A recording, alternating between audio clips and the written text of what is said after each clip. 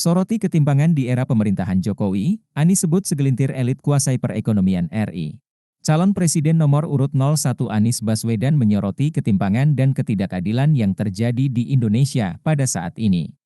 Bahkan kata Anies, segelintir elit menguasai mayoritas perekonomian di Indonesia. Hal itu disampaikannya dalam debat terakhir Pilpres 2024 di GCC Senayan, Jakarta, Minggu, 4 Februari 2024, malam. Ketimpangan antara Jakarta dan luar Jakarta, Jawa luar Jawa, kaya miskin, desa kota, pendidikan umum pendidikan agama, pendidikan kejuruan pendidikan teknis. Ini semua adalah ketimpangan yang hari ini menjadi fenomena membahayakan bagi republik ini, kata Anies. Bahkan di bidang perekonomian, segelintir orang menguasai sebagian besar perekonomian kita, imbuh Anies. Lantas, Anies mengungkapkan bahwa para pendiri bangsa mendirikan Republik Indonesia untuk semua golongan. Dia ingin mengembalikan Indonesia sesuai dengan cita-cita para founding fathers.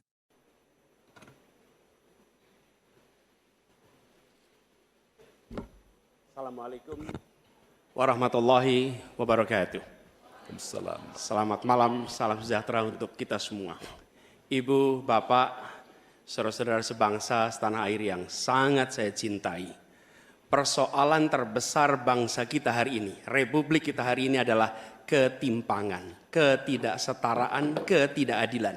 Ketimpangan antara Jakarta dan luar Jakarta, Jawa, luar Jawa, kaya, miskin, desa, kota, pendidikan umum, pendidikan agama, pendidikan kejuruan, dan pendidikan teknis. Ini semua adalah ketimpangan yang hari ini menjadi fenomena membahayakan bagi republik ini. Bahkan di bidang perekonomian, segelintir orang menguasai sebagian besar perekonomian kita.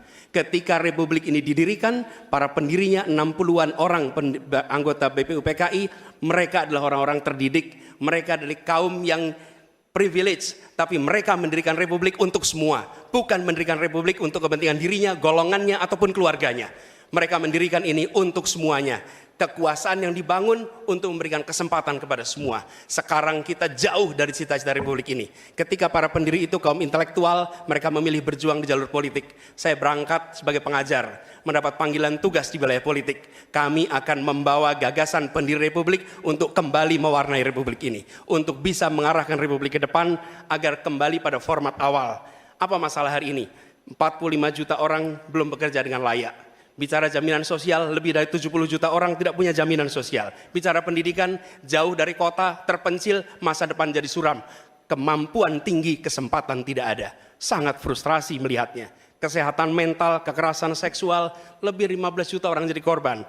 Ini problem-problem yang tidak menjadi kepedulian segelintir elit. Ini adalah kepedulian rakyat kebanyakan.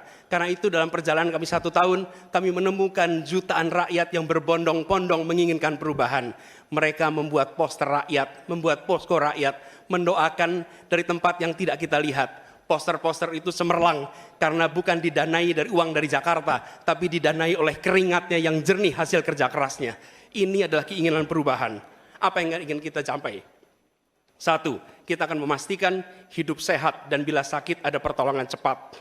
Tumbuh cerdas dengan biaya terjangkau. Keluarga sejahtera karena upahnya layak.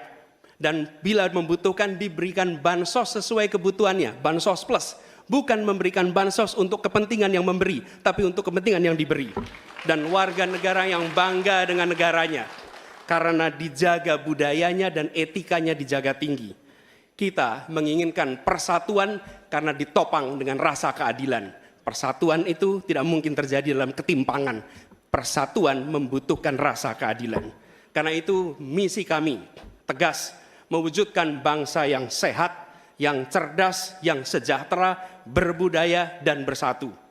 Kita menyaksikan begitu banyak orang punya prinsip sopo wani rekoso bakal nggayuh mulyo. Siapapun yang bersungguh-sungguh dalam usahanya pasti meraih kemuliaan. Tapi bila kesempatannya ada, bila kesempatannya tidak ada, menghasilkan frustrasi. Dan kami ketika menjalankan amanat, maka kami akan memegang prinsip ngadek sacekna, nilas saplasna. Konsistensi ucapan dan perbuatan, menjunjung kejujuran dan kearifan. Ini komitmen kami. Fokus pada pembangunan manusia Indonesia, menghadirkan kesetaraan, menghadirkan keadilan, Dengan seperti itu kita ada persatuan. Perubahan saatnya kita kerjakan. Katong bergerak untuk perubahan, untuk seluruh rakyat Indonesia dimanapun berada. Terima kasih. Assalamualaikum warahmatullahi wabarakatuh. Waalaikumsalam warahmatullahi wabarakatuh. Download Tribun X sekarang. Menghadirkan lokal menjadi Indonesia.